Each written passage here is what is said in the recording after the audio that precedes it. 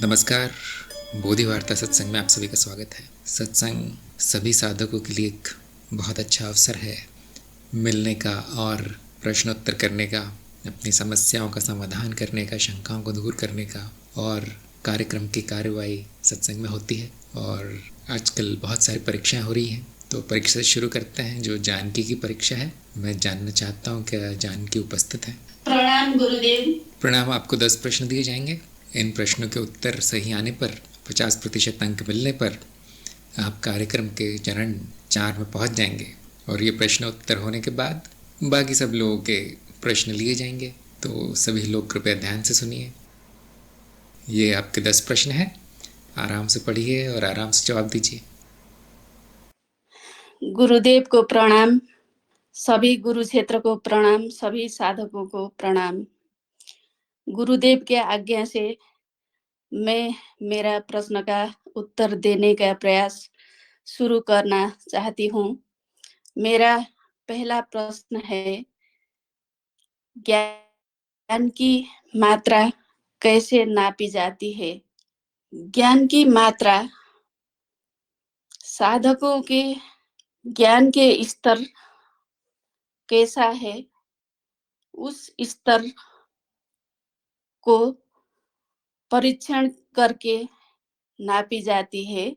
साधक कौन चरण का ज्ञान हासिल कर रहा है, उसमें किस तरह से प्रगति कर रहा है, उसको विभिन्न परीक्षण विधि और मूल्यांकन के द्वारा नापी जाती है। दूसरा प्रश्न है, सत्य क्या है, कौन निर्धारण करता है? सत्य को दो स्तर से देखा जाता है। अद्वैत के स्तर पर सत्य जो अपरिवर्तनीय है वो सत्य है, और द्वैत के स्तर पर व्यक्तिनिष्ठ मानदंड के आधार में सत्य को निर्धारित किया जाता है।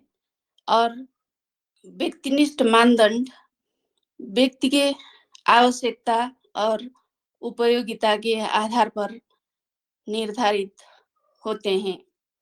और व्यवहारिक स्तर पर सत्य, असत्य और विसत्य 3 प्रकार में विभाजन किया जाता है और अनुभव का वर्गीकरण को सत्य माना जाता है। तीसरा प्रश्न है, क्या ज्ञान मार्ग केवल शिक्षित लोगों के लिए है? ज्ञान मार्ग उन लोगों के लिए है जिसमें मुमुक्षुत्व होता है, जिज्ञासा होता है।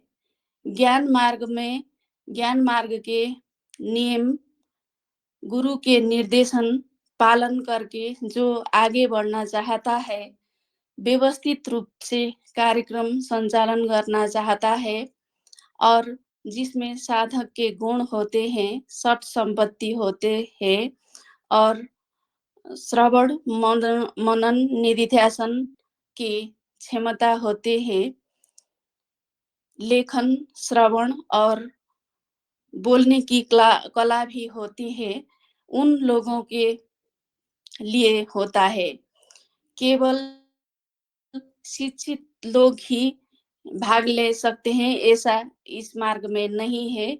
ये बुद्धि प्रदान मार्ग है, बुद्धि को होना आवश्यक होता है, परंतु शिक्षित शिक्षा के डिग्री ही हासिल करना अनिवार्य नहीं है, बुद्धि आवश्यक है।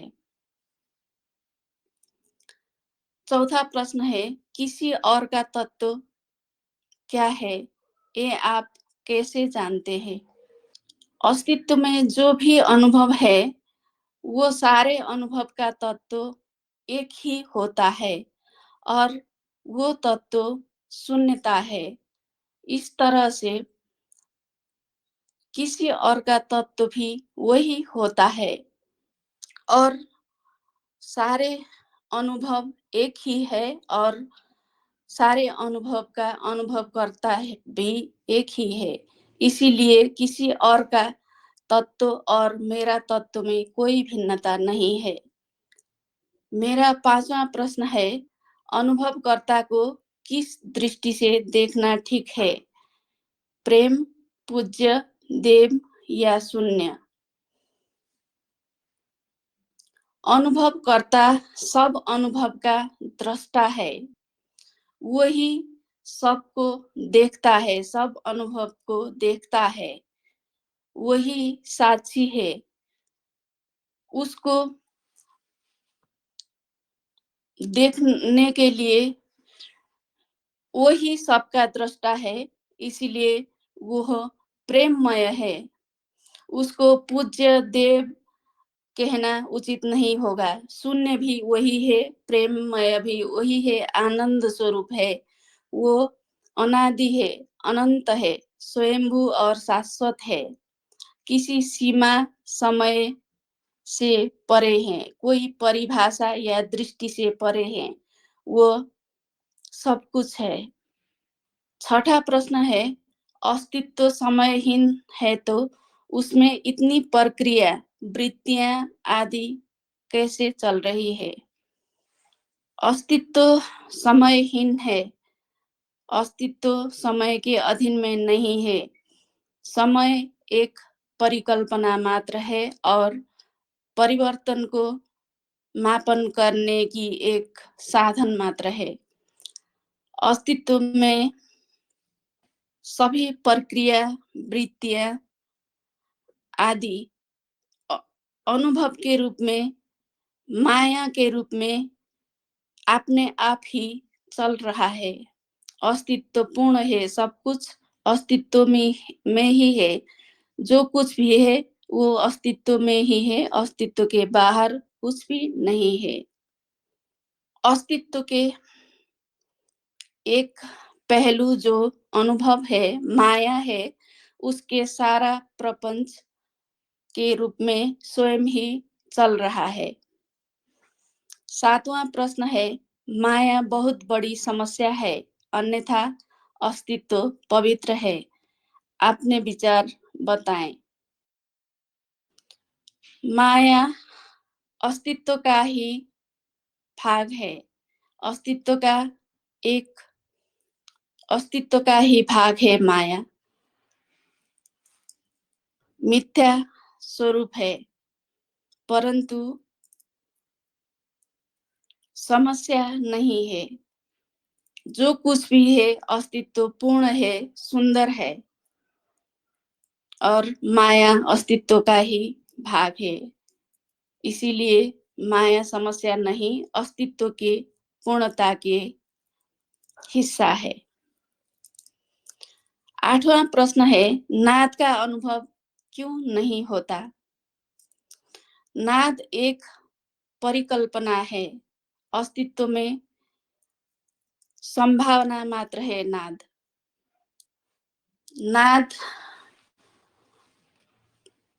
सबसे अनुभव का सबसे छोटा इकाई तन्मात्रा का होता है और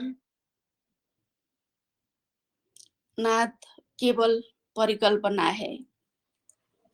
9वां प्रश्न है, चित्त की किन अवस्थाओं में ऊपरी परत सक्रिय होते हैं? चित्त की जागृत अवस्था में चित्त की ऊपरी परत अधिक सक्रिय होते हैं। ऊपरी परत जो चेतना का परत होता है वह सक्रिय होता है। 10वां प्रश्न है, विकास क्रम की दृष्टि से मनुष्य की स्थिति क्या है? नीच, मध्य या उच्च? परत की विकास क्रम के दृष्टि से देखना चाहेंगे तो मनुष्य की स्थिति मध्यम स्थिति में देखा जाता है, क्योंकि परत के विकास क्रम के सबसे निचले परत संभावित चित्त के होते हैं। उसके बाद खनिजिक चित्त, उसके बाद वानस्पतिक चित्त, उसके बाद सरीसृप, उसके बाद स्तनपायी, उसके बाद मनुष्य के चित्त पाए जाते हैं।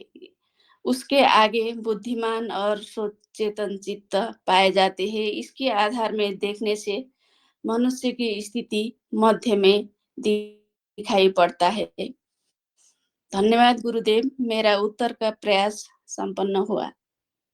धन्यवाद, आपका प्रयास बहुत अच्छा था। आपको मिलते हैं 10 में से 7 अंक, मतलब आप पास हैं और चरण 4 में हैं। और आपके उत्तर भी बहुत अच्छे थे, जितनी मुझे आशा थी उससे बहुत अच्छे उत्तर थे। और बहुत छोटी छोटी गलतियाँ हुई हैं, बहुत बड़ी गलती नहीं हुई, तो आप में संभावना बहुत अच्छी है। आप चरण 4 के प्रयोग, साक्षी भाव के प्रयोग, ध्यान के प्रयोग शुरू कर दीजिए। मैं आपके बहुत बहुत आभार। इस क्रम में आपकी बड़ी कृपा है। इस क्रम में, परीक्षा के तैयारी के क्रम में, जो गुरुजनों ने, जो साधकों ने मेरी सहायता की, उन सभी को भी मैं आभार प्रकट करना चाहती हूँ। दिव्यकांति जी, अमित जी, शेर जी, आदित्य जी, अविनेश जी, अक्षता जी लगायत मैं सभी पर बहुत बहुत आभारी हूँ। सभी को धन्यवाद, आभार। गुरुदेव, आपकी कृपा सदा बनी रहे। धन्यवाद गुरुदेव। धन्यवाद, अच्छी प्रगति है। तो थोड़ी उत्तरों पर चर्चा कर लेते हैं कि कहाँ गलती हो गई। वैसे तो बहुत अच्छे उत्तर थे। पहला इनका प्रश्न था कि ज्ञान की मात्रा कैसे नापी जाती है, तो इनको इसमें आधे अंक मिले। इसका कारण है कि ज्ञान की मात्रा कोई और नहीं नाप सकता, उस व्यक्ति को स्वयं ही आत्ममूल्यांकन करते हुए नापनी है। जानकी ने बताया कि हाँ, परीक्षा कर सकते हैं, प्रश्न पूछ सकते हैं, उससे थोड़ा बहुत अनुमान लगाया जा सकता है, लेकिन ध्यान दीजिए, कोई आदमी किताबें रटकर भी वही उत्तर दे सकता है। ज्ञान की बाहर से परीक्षा नहीं हो सकती। फिर उस व्यक्ति के व्यवहार आदि से बताया जा सकता है, किंतु पाखंडी भी हो सकते हैं लोग। इसीलिए अंत में आपका आनंद कितना है, आप में शांति कितनी है, आप में स्थिरता कितनी है और संतुष्टि, प्रेम भाव कितना है, ये स्वयं आप बता पाएंगे। उससे आपके ज्ञान की मात्रा आपको स्वयं पता चलेगी। दूसरे कुछ भी कहते रहे आपके बारे में, वो सब गलती होगा। स्वयं जानना है कि मुझे कितना ज्ञान है, स्वयं जानना है मुझे कितना अज्ञान है। अज्ञान के लक्षण बता दिए गए हैं, देख लीजिए। अगर मन में अशांति है, जीवन में दुख है और नीचता है, सुख संपन्नता की कमी है, तो मान लीजिए अज्ञान बहुत है, अशुद्धियाँ बहुत हैं। इस तरह व्यक्ति को, साधक को स्वयं ही अपना आत्ममूल्यांकन करना है, जानना है। आत्ममूल्यांकन की तकनीक हो सकती है, थोड़ा बहुत प्रश्नों के द्वारा जानकारी मिल सकती है, अंत में आपको ही जानना है। तो फिर भी मैंने आधे नंबर दिए, क्योंकि हाँ, ये गुरु का कार्य होता है। थोड़ा बहुत गुरु बता पाता है कि कितना ज्ञान है, कितना अज्ञान, लेकिन 100% नहीं बताया जा सकता, स्वयं जानना होता है। दूसरा और तीसरा उत्तर बिल्कुल सही था इनका। बहुत से लोग ऐसा समझते हैं कि ज्ञान मार्ग केवल शिक्षित लोगों के लिए है। इसमें अर्ध सत्य है कि जो शिक्षा भी नहीं ले पाया अच्छे से, उसका थोड़ा कठिन हो जाता है। जिसको भाषा भी बोलना नहीं आता, जो अशिक्षित है, उसे थोड़ा कठिन हो जाएगा इस मार्ग पे आना। लेकिन अंत में बुद्धि निर्धारित करती है, शिक्षा नहीं। फिर भी इनको पूरे नंबर मिले इसमें कि हमने कहीं ये बताया नहीं है कि इतने पढ़े लिखे होने चाहिए, डिग्री होनी चाहिए। हमने कहीं लिखा नहीं है यहाँ पर, न कार्यक्रम में बताया है कि शर्तें क्या है आपको अंदर आने के लिए। लेकिन व्यवहारिक रूप में देखा जाता है कि शिक्षा अच्छी हो तो ये मार्ग आसान हो जाएगा आपके लिए, समझ में जल्दी आएगा। ऊपर से बहुत से ग्रंथ, बहुत सी किताबें अंग्रेजी में लिखी हैं, संस्कृत में कोई सीखता है न सिखाता है आजकल। वैसे बहुत अच्छा उद्धार हुआ है संस्कृत का, सरकार ने भी बहुत अच्छा कार्य किया है, मुझे कुछ पता चला है। कई विश्वविद्यालयों में संस्कृत वगैरह पढ़ाई जा रही है, किंतु शास्त्र जिस संस्कृत में लिखे गए थे वो बहुत पुरानी है। उसके लिए आपको बहुत लंबी शिक्षा लेनी पड़ेगी संस्कृत में, तब जाके थोड़ा बहुत समझ में आएगा। लेकिन ज्ञानी जनों ने अनुवाद कर रखे हैं, तो वो पढ़ा लिखा होना चाहिए व्यक्ति को, उतनी भाषा की में पारंगत होना चाहिए, उतना पंडित होना चाहिए उसको कि वो लिखा गया है वो समझ पाए, या गुरु के सामने है तो गुरु बोलते क्या है वो समझ पाए। इसलिए भाषा की शुद्धि और बुद्धि की तीव्रता, ये मानदंड रखे गए हैं। कम से कम हमारे कार्यक्रम में आने के लिए ज़रूरी है। नंबर 4 था किसी और का तत्व क्या है ये आप कैसे जानते हैं। तो इनको आधे अंक मिल गए क्योंकि जवाब बहुत अच्छा था। लेकिन मैं ये सत्संग में पूछना चाहूँगा कि आप अपना तो जानते हैं तत्व, दूसरे का तत्व कैसे जानते हैं, तो उसका ज्ञान कैसे हो गया आपको कि दूसरे का तत्व ऐसा है वैसा है। ये मैं अन्य साधकों से पूछना चाहूँगा। विराट ने कहा तत्वमसि। नहीं जी, कहीं और लिखा हुआ वाक्य बोल देने से आप दूसरे का तत्व नहीं जान पाएंगे।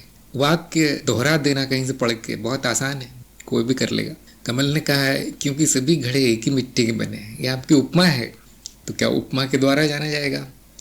ध्यान दीजिए, हमारे कार्यक्रम में हमने उपमा को प्रमाण नहीं माना है, उपमा समझाने के लिए, समझने के लिए। पुनीत ने कहा है दूसरा अनुभव हुआ और अनुभव एवं अनुभवकर्ता का तत्व एक ही है। हाँ, दूसरे व्यक्ति का अनुभव है और इस प्रकार जाना जा सकता है कि उनका तत्व अनुभव करता है। अपने अप्रोक्ष अनुभव से जान सकते हैं हम दूसरे का तत्व क्या है। रोशन ने कहा है कोई और है ही नहीं, सब अनुभव मात्र है, तत्व एक ही है, अनुभव करता। हाँ, अपने ज्ञान से जान सकते हैं दूसरे का तत्व, दूसरे से पूछ के नहीं बताना है कि तुम्हारा तत्व क्या है बता दो। अमित ने कहा है तत्व वह जो बदलता नहीं, दूसरे मैं और नाद एक हूँ ये जानकर। हाँ, जब अद्वैत ज्ञान हो जाएगा तो आप यही जानेंगे कि सब कुछ मैं हूँ, तो जो मेरा तत्व है वही सभी का तत्व है। न केवल व्यक्ति, पशु पक्षी, पेड़ पौधे, पत्थर, मिट्टी, पानी, आकाश, सबका तत्व मैं हूँ। हिमांशु ने कहा है दूसरा कोई है नहीं जिसका तत्व हो। हाँ, केवल मैं हूँ, इसलिए मैं ही सर्वव्यापी, सब में स्थित हूँ। प्रवीण ने कहा मेरे अलावा कुछ और है नहीं, सब अनुभव करता ही है, अतः तत्व नहीं है, अन्य तत्व नहीं है। हाँ, बिल्कुल सही बात कही आपने। दो तत्व नहीं हो सकते, दो सत्य नहीं हो सकते, झगड़ा हो जाएगा दोनों में कि मैं सत्य हूँ, मैं सत्य हूँ। तो अंत में ज्ञान होने पर यही पता चलता है कि एक ही तत्व है, एक ही सत्य है, सभी का सत्य वही है, मेरा भी वही है। मैंने कहा है कि दूसरा कोई नहीं है, दूसरा सिर्फ अनुभव है। आत्मज्ञान से मेरा तत्व जानने से सब यही है, जाना जा सकता है। बिल्कुल सही बात है। स्वयं को ज्ञान हो जाए तो ही आप कुछ बोल सकते हैं किसका तत्व क्या है।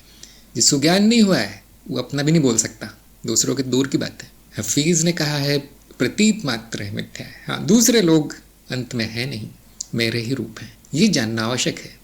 जब आप किसी और को बताते हैं आपका भी तत्व अनुभव करता है, तो यूं ही नहीं बता देना है, पहले स्वयं जान लीजिए।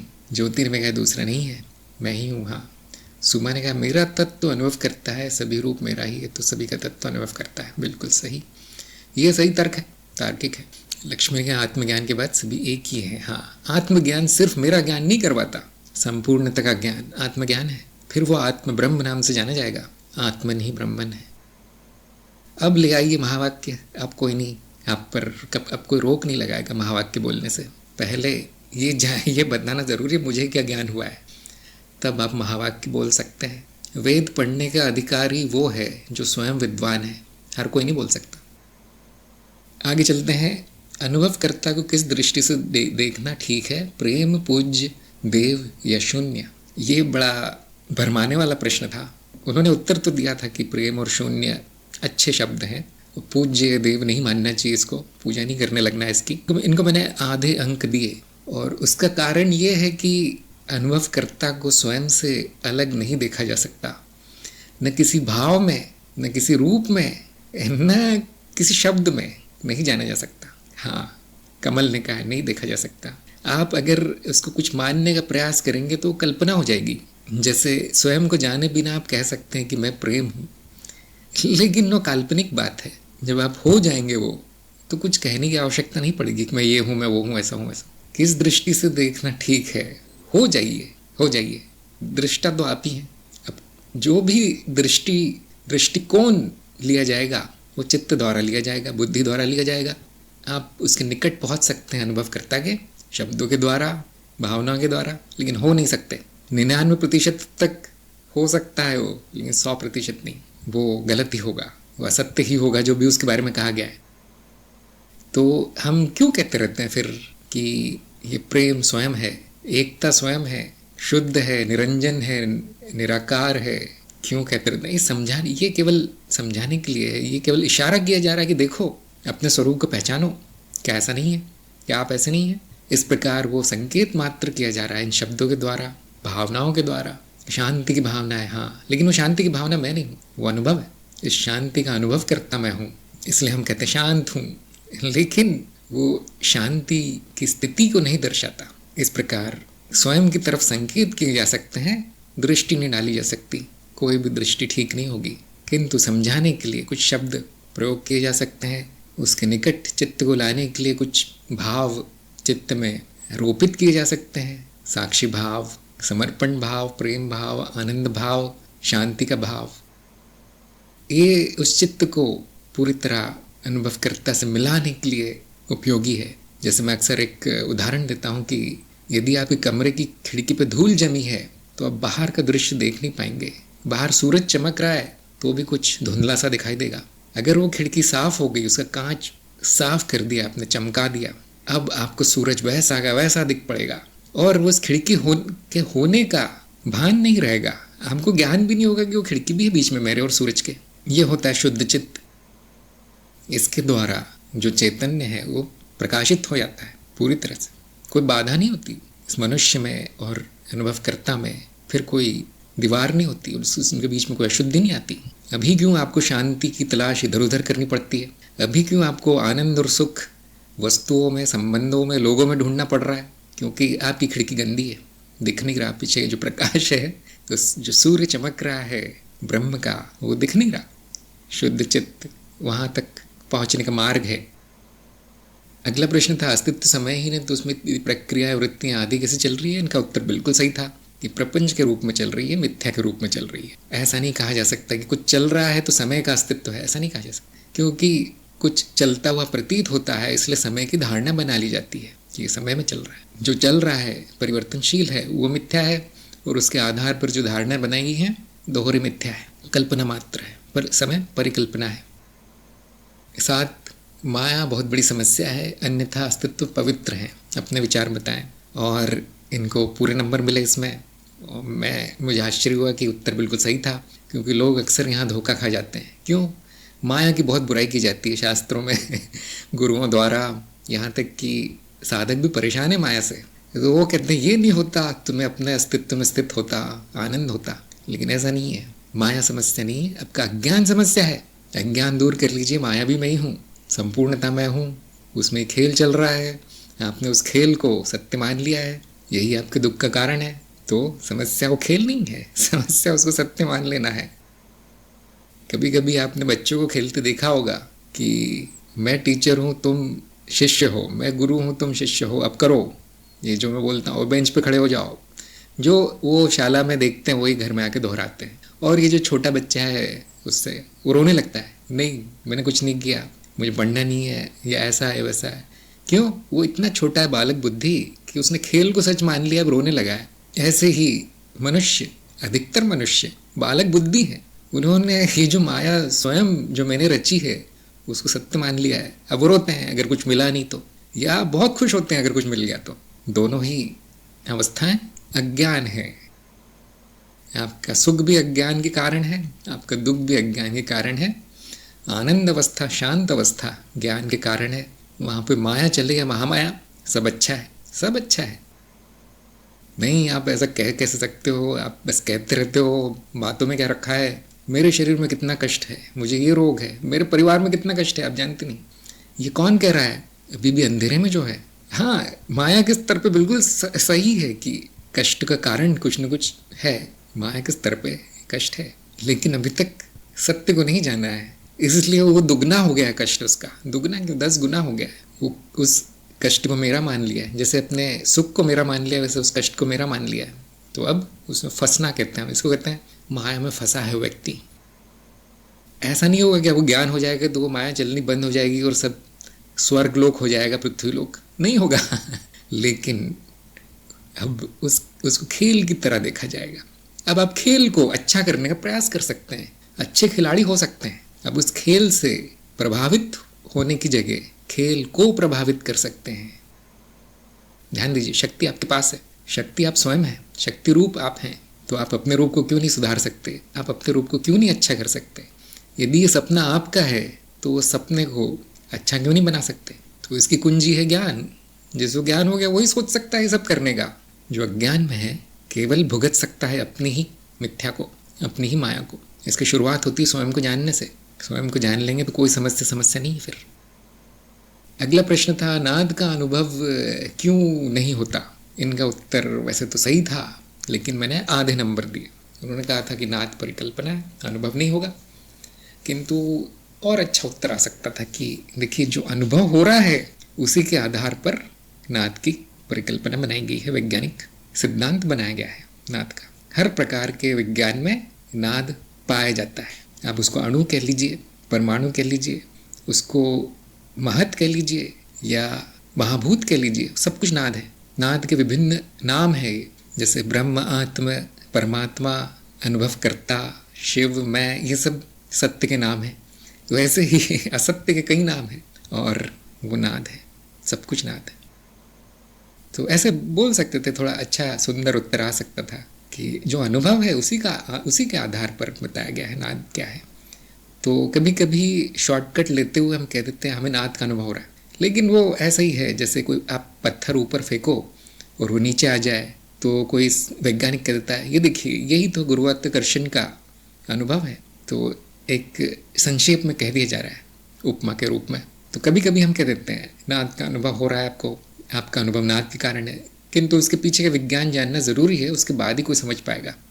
अगर जिसको ज्ञान नहीं उसको बता दीजिए देखो आपको नाद का अनुभव हो रहा है, तो हंसेगा, बोलेगा नहीं मुझे कोई नाद का अनुभव नहीं हो रहा है। आपको हो रहा होगा, आपको ऐसे दिखाई देता है दिन में भी सब कुछ, आप शायद आध्यात्मिक साधक हैं साधक पागल होते हैं, उनको कुछ भी दिखाई देता है वो बोलेगा। तो जिसको ज्ञान है वो इस तरह के संक्षेप में वाक्य कह सकता है, दूसरा समझ भी जाएगा, जिसको ज्ञान है वो समझ भी जाएगा, लेकिन जिसको अज्ञान है उसको पूरा बताना पड़ता है। चित्त की किन अवस्थाओं में ऊपरी परतें सक्रिय होती है, ये उत्तर गलत हो गया इनका। यही एक उत्तर है जो गलत हुआ है, जिसमें शून्य मिले हैं जानकी को, बाकी सब में कुछ न कुछ अंक मिले हैं। तो मैं ये सत्संग में पूछना चाहता हूँ, सुमा ने कहा अनुभव को समझने के लिए नाद की परिकल्पना बनाया गया मॉडल। हाँ बिल्कुल सही बात है आपकी। तो किन अवस्थाओं में ऊपरी परतें सक्रिय होती है, क्या कोई बता सकता है? कमल ने कहा है अद्वैत की अवस्था में। ये कौन सी अवस्था है? हम चित्त की अवस्था की बात कर रहे हैं। चित्त की किन अवस्थाओं में? अद्वैत की अवस्था शब्द इतने ठीक नहीं है, सटीक नहीं है। कह दिया जाता है कभी कभी कि अस्तित्व अद्वैत की अवस्था में, अद्वैत की अवस्था हमेशा है, ऐसा कह दिया जाता है। किंतु अभी तो हम माया की बात कर रहे हैं। हेमंत ने कहा ज्ञान की अवस्था में। आपको आधे नंबर मिल सकते थे हेमंत को।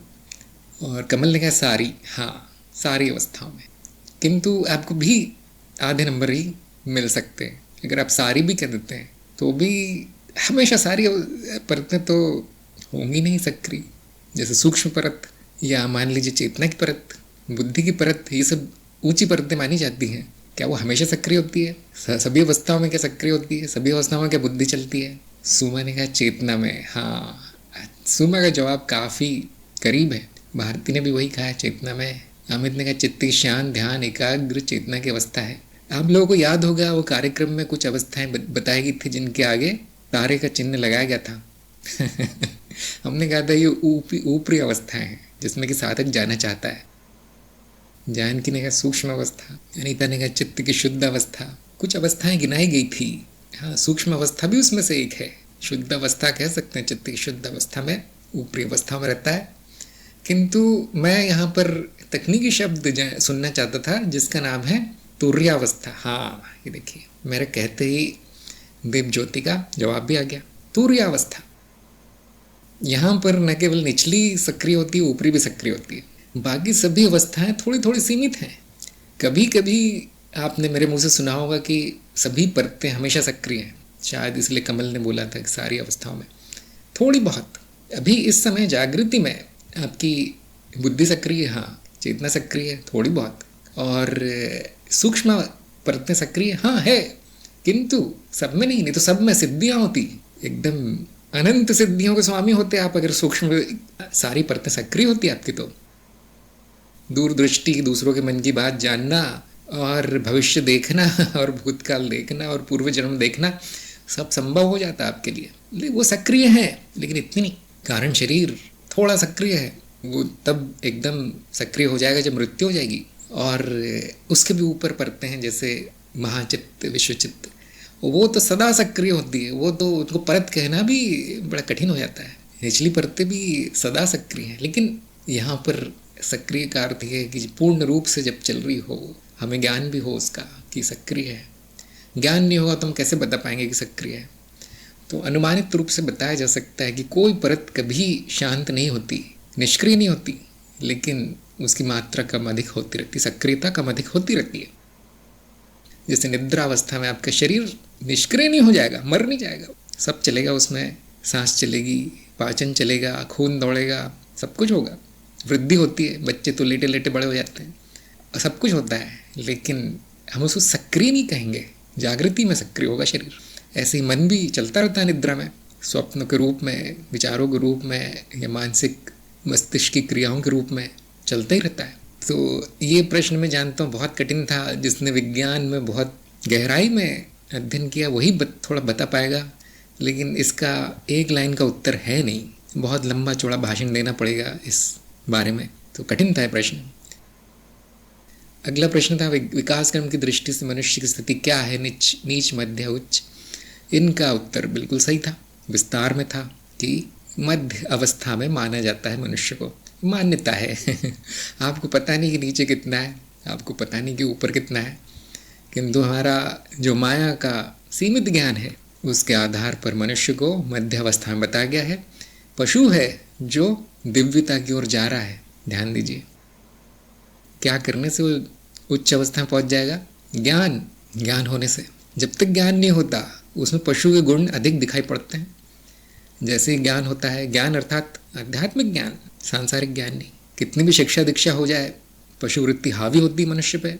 जैसे ही अध्यात्म में आता है मनुष्य बन जाता है और अब उसके देव योनि में पहुंचने का मार्ग खुलता है। इसलिए मनुष्य मध्य में है विकास के, या तो वो नीचे गिर सकता है अभी, या फिर सुनहरा मौका है ऊपर उठ सकता है। ज्ञान से सही कर्म होंगे, सही कर्म से सही संस्कार पड़ेंगे कारण शरीर पे, सही संस्कारों से सही योनि मिलेगी। ये कुंजी है, ये फार्मूला है, ये सूत्र है प्रगति का। तो ये थे प्रश्नोत्तर। मुझे आशा है सभी को लाभ मिला होगा प्रश्नों का, और जानकी को एक और बार बधाई।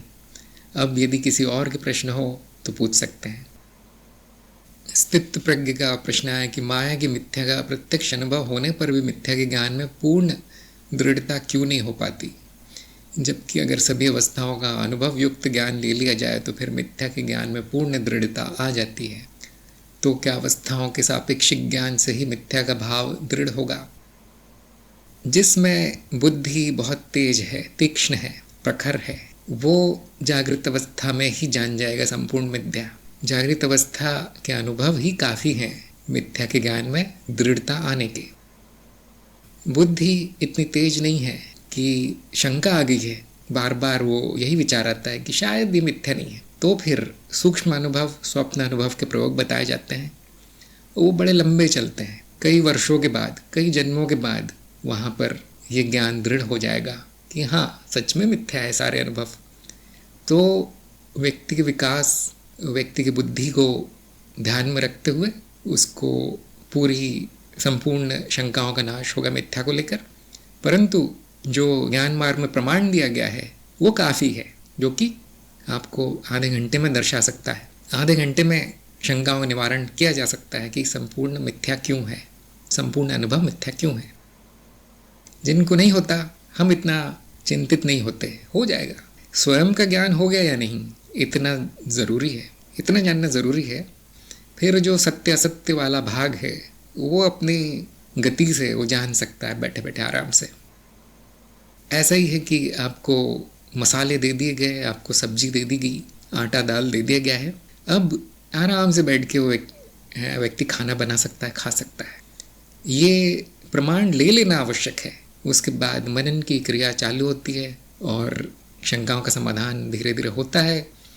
जितनी तेज बुद्धि होगी उतनी जल्दी सत्य में स्थापित हो जाएगा व्यक्ति, और जिसका गुरु होगा उसकी जल्दी शंकाओं का समाधान हो जाएगा, जल्दी दृढ़ता आ जाएगी। जिसका गुरु नहीं होगा वो भ्रमित घूमता रहेगा कई वर्षों तक, जब तक सही गुरु नहीं मिल जाता। अमित ने पूछा है, निद्रा और तुरीय अवस्था में क्या कोई प्रक्रिया चलती है? अगर हाँ तो उन प्रक्रियाओं के बारे में कुछ बताएं। जैसे कि मैंने बताया, सभी प्रक्रिया करीब करीब हमेशा ही चलती रहती है, थोड़ी मात्रा कम अधिक उनकी हो जाती है, यह प्रक्रियाओं के रूप थोड़े बदल जाते हैं बस। तो ध्यान दीजिए, जो प्रक्रियाएं बताई गई है 10-12 कार्यक्रम में, वो सभी चलती रहती हैं। जैसे प्रतिकृति या स्वयं संगठन या विनाशकारी, रचनात्मक, और भी बहुत सारी प्रक्रियाएं हैं, संकेत करने वाली, मुझे तो नाम याद नहीं रहते सारे, सभी चलती रहती हैं। अगर आपको शंका हो रही है कि ये प्रक्रिया बंद हो जाती है तो आप मुझे नाम बताइए, शायद कोई उदाहरण मिल जाए कि वो चल रही है। सभी जो मूलभूत प्रक्रिया हैं सभी चलती हैं, निद्रा में भी, तुरीय में भी। तुरीय का अर्थ ये नहीं कि सब बंद हो जाएगा, वो तुरीय नहीं है। सब संपूर्ण चेतना में चलेगा, संपूर्ण साक्षी भाव में चलेगा। यहाँ तक कि निद्रा भी, बहुत से लोगों की धारणा है कि तुरीय अवस्था में निद्रा नहीं आएगी, निद्रा जैसी नहीं लगेगी। हाँ, ऐसा लगेगा कि मुझे नींद नहीं आती। हाँ, ये पुनीत ने चित्र भेज दिया है। यहाँ आप देख सकते हैं कि अगर आप थोड़ा सा ध्यान देंगे, आपको कोई ना कोई प्रक्रिया हर अवस्था में, हर समय चलती हुई मिल ही जाती है, कुछ बंद नहीं होता। अगर आपको कभी ऐसा लगे कि शायद ये प्रक्रिया बंद हो जाती है इस अवस्था में, तो अनुभव लेने का प्रयास कीजिए, अनुमान का प्रयास कीजिए, तर्क से जानने का प्रयास कीजिए, क्या वो सच में बंद हो जाती है? क्या संपूर्ण अस्तित्व मेरे सो जाने से गायब हो जाता है, प्रक्रिया शांत हो जाती है संपूर्ण अस्तित्व में? यहाँ पे मेरा सो जाना अर्थात मनुष्य का, इस जीव का निद्रा अवस्था में जाना। तो इस प्रकार सभी अवस्थाओं में अक्सर सभी प्रक्रियाएं चलती हैं। कुछ विशेष प्रक्रिया कभी कभी आकर चली जाती है, जैसे आपने देखा ही होगा, भावनाएं आकर जाती रहती हैं। क्या हम कहेंगे वो एक भावना आकर चली गई तो क्या हम कहेंगे वो बंद हो गई भावना की प्रक्रिया? नहीं, कम हो गई है, अब वो इंद्रियों की सीमा के बाहर चली गई है, चल रही है। कैसे पता चल रही है? क्योंकि 5 मिनट बाद ही दूसरी भावना उठ जाती है। तो भावनाओं की परत सक्रिय, हम कहते हैं सक्रिय ही रहेगी, आपकी इंद्रियों के पार चली जाती, कभी रडार के बाहर चली जाती, कभी कभी इतनी सूक्ष्म हो जाती है, कभी कभी तेज हो जाती है। ऐसा हो रहा है, चक्रीय प्रक्रियाएं सारी। रिंगो का प्रश्न है, अंतर्मन क्या होता है? मन उसको कहा जाएगा जो जागृत अवस्था में व्यक्तिनिष्ठ अनुभव हो रहे हैं, चित्त का ही एक पर्यायवाची है मन। अंतर्मन जो मेरे अंदर चल रहा है, मेरे अंदर जो घटनाएं हो रही हैं, मेरे अंदर जो अनुभव हो रहे हैं, वो ये कहना इतना सटीक नहीं है क्योंकि सब कुछ तो मेरे अंदर ही हो रहा है, या ना अंदर है ना बाहर है। तो ये शब्द तब प्रयोग किया जाता है जब हमें बाहर की घटनाएं अर्थात जगत की घटनाओं से विरोधाभास दिखाना होता है या भिन्नता दिखानी होती है, तो वो शब्द प्रयोग किया जाता है कि मेरे मन के अंदर तो ये चल रहा है। स्थित प्रज्ञ ने कहा है, क्या पाप और पुण्य जीव की अवधारणा मात्र है? विचार करने पर कोई भी अनुभव गलत दिखाई नहीं देता क्योंकि सभी अनुभव जीव को ही कुछ न कुछ सिखाते हैं। अगर ऐसा है तो गुरुजन फिर गलत अनुभव लेने से क्यों रोकते हैं, जबकि अनुभव ही ज्ञान का साधन है? पाप और पुण्य का अर्थ है नैतिक और अनैतिक, ज्ञान मार्ग के हिसाब से।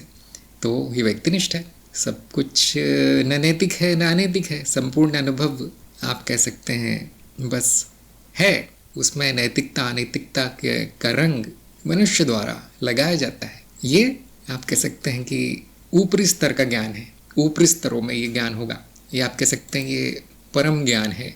लेकिन व्यवहारिकता में मनुष्य का जीवन नैतिकता अनैतिकता पर निर्भर है।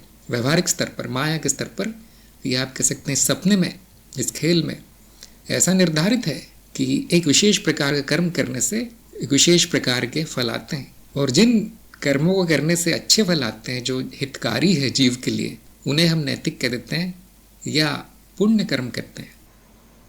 तो गुरुजन जो बोलते हैं आपकी भलाई के लिए बोलते हैं, वो किसी और की बात को मिथ्या साबित करने के लिए नहीं बोलते, क्योंकि वो जीव, वो साधक, वो व्यक्ति सत्य नहीं जान पाया है कि इस अस्तित्व नैतिक अनैतिक कुछ नहीं होता, ये जान नहीं पाया अभी तक, उसकी बुद्धि वहाँ पहुँची नहीं है।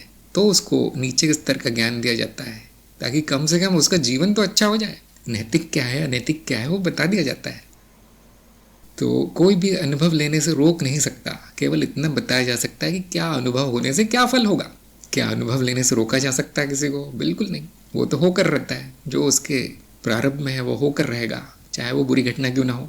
इतना बताया जा सकता है कि क्या करने से क्या होगा, क्या फल आएंगे। अक्सर आपने मुझे कहते हुए सुना होगा कि देखिए आप बैंक लूट सकते हैं लेकिन उसके फल आते हैं। तो मैं ये वाक्य क्यों बोलता हूँ, मैं ऐसा क्यों नहीं बोलता कि बैंक लूटोगे तो बहुत बुरा होगा तुम्हारा, क्योंकि मैं यहाँ ज्ञानी लोगों से बात कर रहा हूँ। यहाँ मैं मान कर चलता हूँ कि सामने वाले को ज्ञान हुआ है, मेरी बात समझ जाएगा, वो खुद ही समझ जाएगा क्या फल आएगा। लेकिन मैं कोई रास्ता चलते व्यक्ति से बोलूँगा कि देखिए ये करोगे तो आपका बहुत बुरा होगा। अब ये क्यों वाक्य उपयोग किया गया कि पाप है या अनैतिक है? क्यों? उस बंदे को अभी तक ज्ञान नहीं हुआ, कर्म क्या होता, फल क्या होता, कुछ नहीं पता अभी तक। तो जिसकी जितनी बुद्धि है, जिसका जितना ज्ञान है, उसके अनुसार उसको बताया जाता है। तो अगर आपको किसी गुरुजन ने बता दिया है कि ये मत करना, वो मत करना, तो शायद आपके स्तर को देखकर बताया है। आपको वहीं पूछना चाहिए कि आपने ये तो बताया है, लेकिन परम क्या है, फिर सत्य क्या है? तो उस समय वो गुरु बता देंगे कि यदि आपको सत्य ज्ञान हुआ है तो अस्तित्व में कुछ नहीं है, ऐसा कुछ नहीं है। गुरुजन फिर भी कुछ नहीं बोलते, फिर भी वो मुंह नहीं खोलते अपना नैतिकता के बारे में। ये मैं ही हूँ जो हमेशा बोलता रहता हूँ कुछ अनैतिक नहीं है। इसमें खतरा है, देखिए रिस्क है कि अगर उस व्यक्ति को ज्ञान नहीं हुआ तो ऐसे कार्य करने लगेगा जो किसी के हित में नहीं है। और नाम किसका लगाएगा? गुरु का।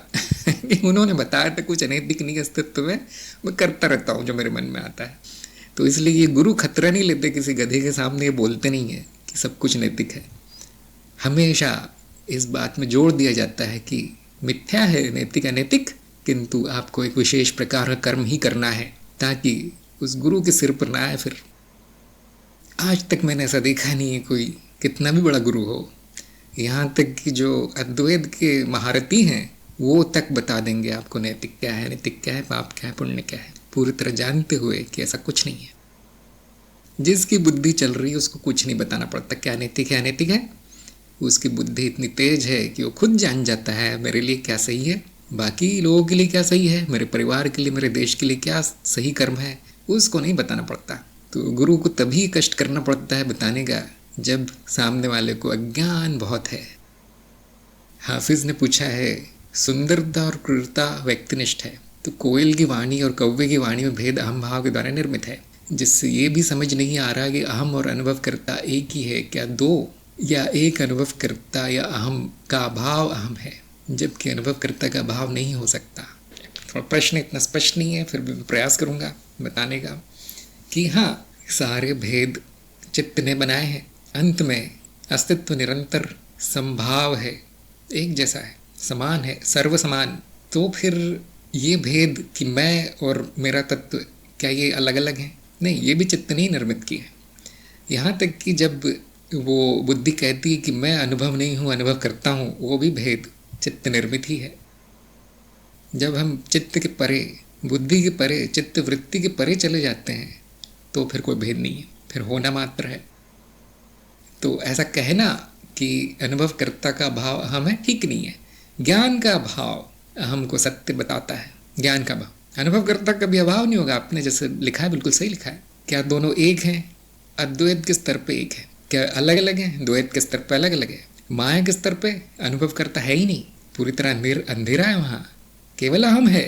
वहाँ व्यक्ति क्या कह रहा है? माया के स्तर पे मैं मनुष्य हूँ, मैं शरीर हूँ, मैं मनोशरीर हूँ, ये चीज़ मेरी है, वो चीज़ मेरी नहीं है, ये मेरा जीवन है, मेरा जीवन ऐसा है, मेरा जीवन वैसा है। ये क्या है? अंधकार का स्तर, माया का स्तर, अज्ञान का स्तर। वहाँ पे आप कह सकते हैं अनुभवकर्ता का अभाव है उस व्यक्ति के लिए। कैसे? उससे पूछा जाए कि तुम अनुभव करता हो, देखो, नहीं मुझे नहीं दिखाई देता, वो तो मस्तिष्क में चल रही है, कुछ बिजली दौड़ रही है, इसलिए कुछ अनुभव हो रहा है। इतना ही जानते बेचारे, कहीं पढ़ लिया है उन्होंने, इससे आगे नहीं समझ पाते वो, क्योंकि ज्ञान नहीं है। इसलिए वो व्यक्ति कहेगा नहीं अभाव है, ऐसा कुछ होता नहीं। देखिए, वो कहेगा आत्मा परमात्मा अंधविश्वास है। जिसको थोड़ा बहुत ज्ञान है, थोड़ी बहुत उसमें प्रकाश की एक चिंगारी जली है, एक लौ दिख पड़ती छोटी सी, वो क्या कहेगा? मुझे पता नहीं क्या है ना? यहाँ पे बुद्धि जागृत होने लगी है, थोड़ी जिज्ञासा आ गई है, मैं खोज रहा हूँ, मुझे पता नहीं क्या है। कोई अंधविश्वास नहीं उस व्यक्ति में, अंधेरा तो है लेकिन उस अंधेरे पे विश्वास नहीं किया उसने। यहाँ पर उसका मार्ग में आना संभव है, क्योंकि कुछ जानता नहीं है, वो जानना चाहता है। और फिर जब उसको ज्ञान हो जाता है कि हाँ सब कुछ अनुभव करता ही है, बाकी मनुष्य मिथ्या है, अहम भी मिथ्या है, अहम बस एक उत्तरजीविता के लिए उपयोगी वृत्ति है और वो चलती रहनी चाहिए, बिल्कुल सही है। इतना ज्ञान होने के बाद प्रकाश में है, तो ज्ञान की तरफ कदम बढ़ाइए। आपका प्रश्न अच्छा है, लेकिन जो व्यवस्थित रूप से मार्ग पर चलकर गुरु के अधीन ज्ञान लेगा, उसी के लिए ये सब भेद समाप्त होंगे। या फिर भेद स्पष्ट होंगे कि हाँ सच में ये भेद है, किंतु इस प्रकार का भेद है कि वो मिथ्या रूप है मेरा, ये सत्य रूप है मेरा। जो सत्य जान गया वो मिथ्या रूप को भी जान जाएगा, जो अपने सत्य स्वरूप को जान गया वो मिथ्या स्वरूप को भी जान जाएगा। जो सत्य स्वरूप को नहीं जानता उसके लिए मिथ्या ही सत्य है क्योंकि वही तो उनका अनुभव है जो उनके सामने है, जिसमें बुद्धि के द्वारा विश्लेषण नहीं किया गया है, उसमें प्रश्न चिन्ह नहीं लगाया है, बस वो मान लेता है सत्य है। और आप जानते हैं कि जीवित रहने के लिए असत्य काफ़ी है, माया काफ़ी है, माया का ज्ञान काफ़ी है। खाना कहाँ मिलेगा, स्त्री कहाँ मिलेगी, अच्छा पद और पैसा कहाँ मिलेगा, इतना ज्ञान काफ़ी है मनुष्य के लिए अच्छे से जीवित रहता है वो। किंतु जो इसके परे निकल गया, उत्तर जीविता के परे, उसको सत्य मिलता है। इसलिए आपने देखा होगा एक पार्ट है हमारे कार्यक्रम में जहाँ पे मैंने विशेष रूप से कहा है कि सत्य जानने के लिए उत्तर जीविता के परे जाना है। जो उत्तर जीविता तक सीमित है उसके मन में ख्याल भी नहीं आएगा सत्य जानने का।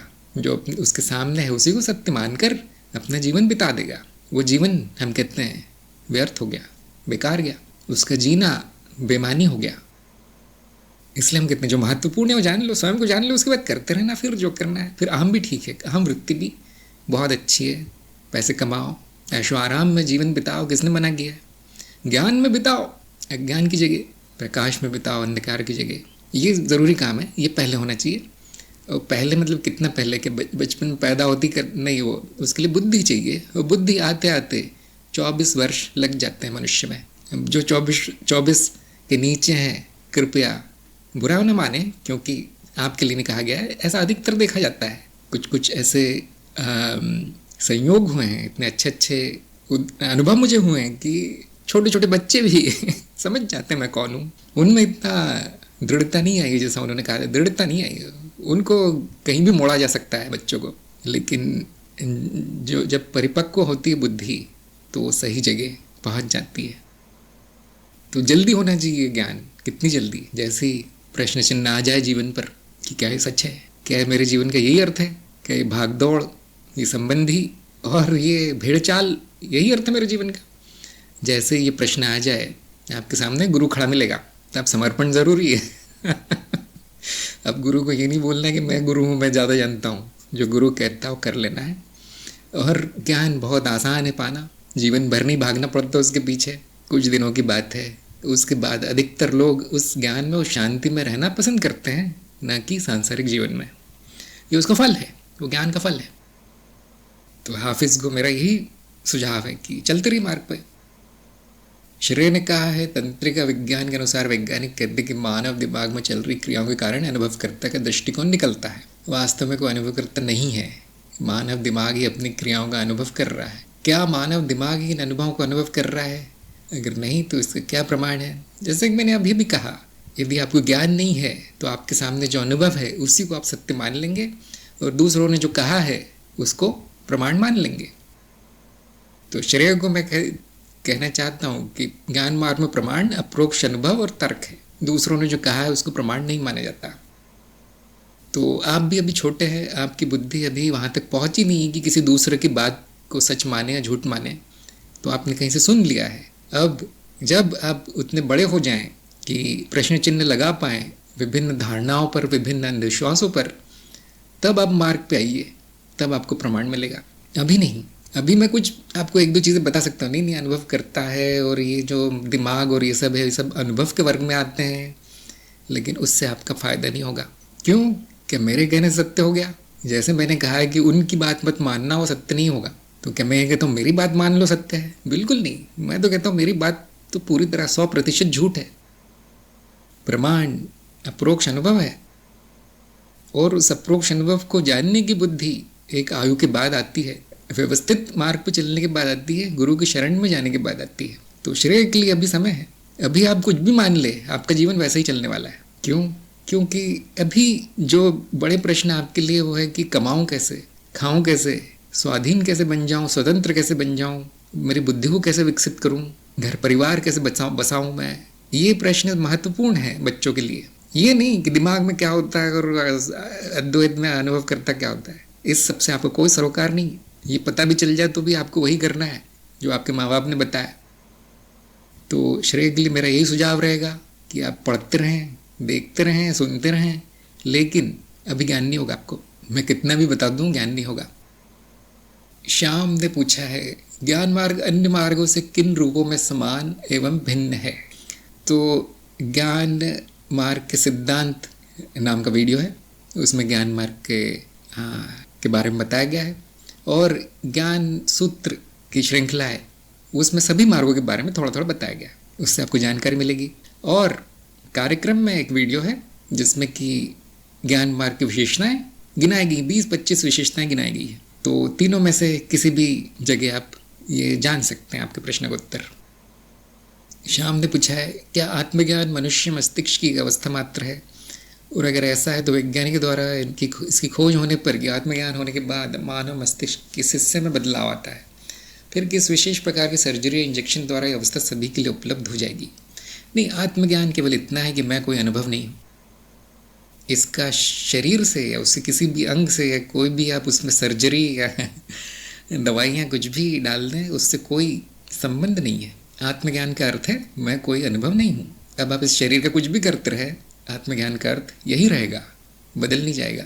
अगर अवस्था बदलती है तो वो चित्त की अवस्था है, हाँ, और शरीर में आप कुछ फेर बदल करेंगे तो ज़रूर बदलेगी।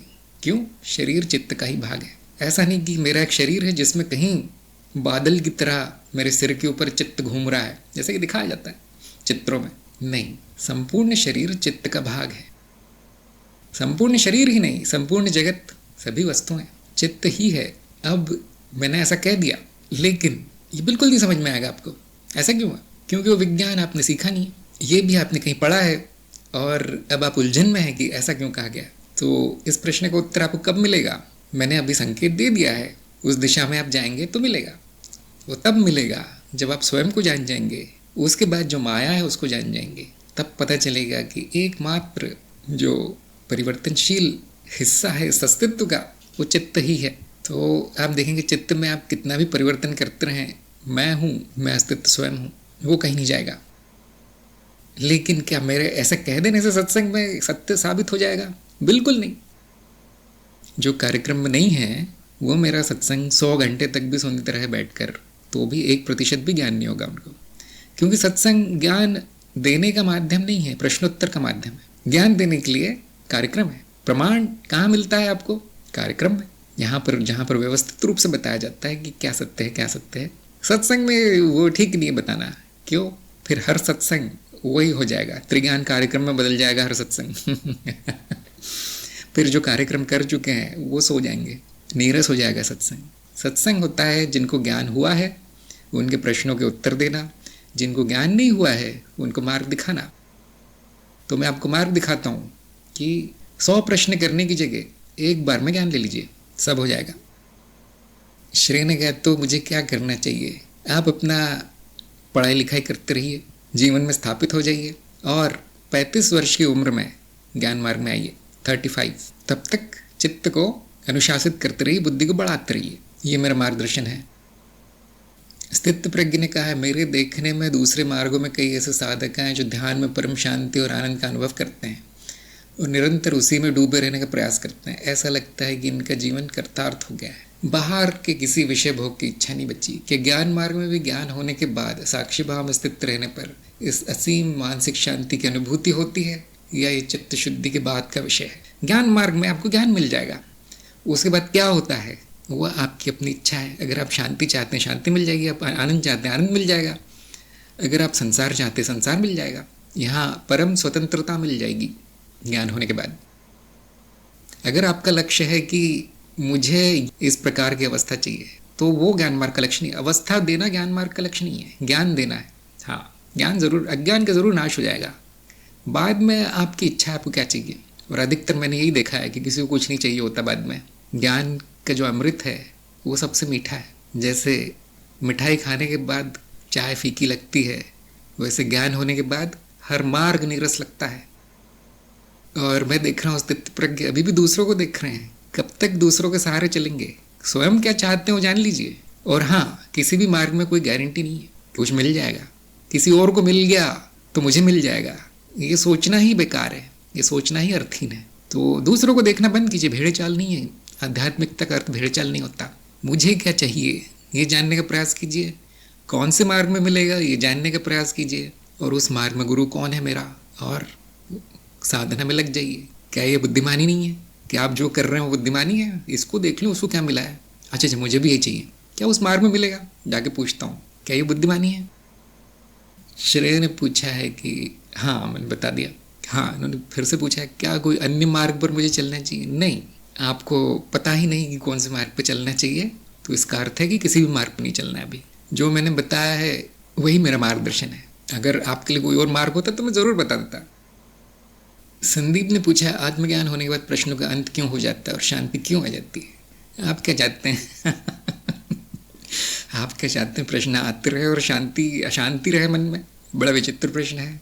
क्यों आ जाती है? क्योंकि अशांति का कारण अज्ञान है, प्रश्नों का कारण अज्ञान है। अज्ञान नष्ट हो गया तो उसके कारण होने वाली वृत्तियाँ नष्ट हो जाती। अभी ने कहा है कि किसी वस्तु को से दूरी नापने वाला सवाल उठाया और फिर पूरा मन और शरीर और जगत एक अनुभव के रूप में हुआ और ब्रह्म ज्ञान हुआ, लेकिन कुछ समय बाद ये अवस्था हट गई, पर अब चित्त उसी अवस्था में रहना चाहता है। बहुत अच्छा अनुभव है, आपको ब्रह्म ज्ञान हो गया। हाँ, जो ये झलक देख लेता है कि हाँ ऐसा ही है, न दूरी है न भिन्नता है, एकत्व है, एक अभाव है, मैं ही हूँ वो, ये झलक मिल गई, मतलब ज्ञान हो गया। तो आपको हो गया है। जैसा कि मैं कहता हूँ, जो तैयार है उनको आधे मिनट में हो जाता है ज्ञान कि मैं ही ब्रह्म हूँ, सब कुछ मैं ही हूँ। लेकिन अगर चित्त में ये इच्छा आ गई कि यही अवस्था चाहिए तो उसमें कोई बुराई नहीं है, इच्छाएं तो आती रहती है। तो चित्त को कोई भी नया खिलौना मिल गया उसके पीछे भागता है। तो ऐसा नहीं कि इस अवस्था में हमेशा रहना असंभव है। इसी को हमने तुर्या कहा है। अभी अभी बात आई थी तुर्या की। तो ये इच्छा आई है तो इतनी बुरी बात नहीं है। लेकिन ज्ञान मार्ग में हम कहते हैं विशेष अवस्था में पड़े रहना कोई बहुत ज़रूरी नहीं है। क्यों? वो ब्रह्म अवस्था अभी भी है, अद्वैत अवस्था भी। आप ये देखेंगे कि चित्त हट भी गया, वो वापस द्वैत में आ गया है, वो वापस भेद शुरू कर दिया, वृत्ति चालू है। फिर भी आप इतना तो जानते हैं कि वो ऐसा ही है जैसा मैंने अनुभव किया, जैसा मुझे ज्ञान हुआ, ठीक वैसा ही है, सब कुछ एक ही है। इतना जान लेने के बाद आप में संतुष्टि आ जानी चाहिए कि हाँ, इच्छा तो है किंतु अनावश्यक है। मेरा कुछ जान ही रहा है, अगर वो भेद है तो भी जान ही रहा है, वो एक ही है। द्वैत होते हुए भी अद्वैत है, द्वैत मिथ्या है, भ्रम है जो अद्वैत में हो रहा है इस समय। अब ये इच्छा क्या करूं?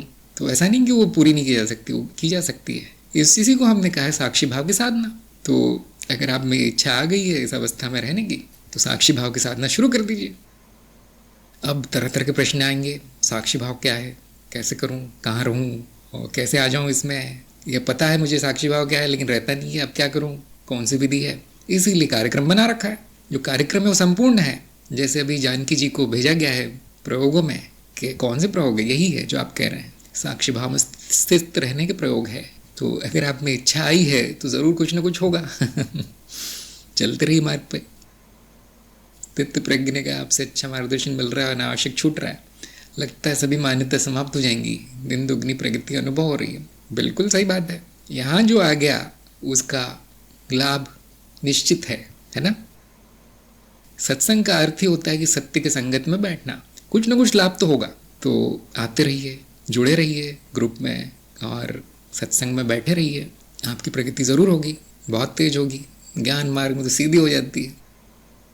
रोशन ने पूछा है, कोई भी वृत्ति अनुभव कारण शरीर से प्रभावित है, यह कैसे जाने? कभी कभी प्रकट कारण नहीं मिलता। बहुत अच्छा प्रश्न है आपका, बहुत अच्छा है। जो बार बार आए, जो इतनी महत्वपूर्ण लगे कि इसको किए बिना मेरा जीवन सार्थक नहीं है, जो कितना भी टाल दें बार बार आती रहे, जिसको करने से परम शांति मिले, संतुष्टि मिले, वो कारण शरीर से प्रभावित है। या दूसरे शब्दों में हम कह सकते हैं वो आपका प्रारब्ध है, वही करने के लिए जन्म हुआ है। कभी कभी ऐसी वृत्तियाँ आती है, ऐसी घटनाएं होती है जो आकर चली जाती है, आप ध्यान भी नहीं देते। यह लगता है ये कुछ बेकार से हुआ है, निरर्थक हुआ है, सामान्य सी घटना है, उसको कोई अर्थ नहीं लगता, महत्व नहीं लगता। तो वहाँ पर माना जा सकता है कि बस आनी जानी घटना है, उससे कारण शरीर में कोई बहुत गहरा संस्कार नहीं है उस घटना का।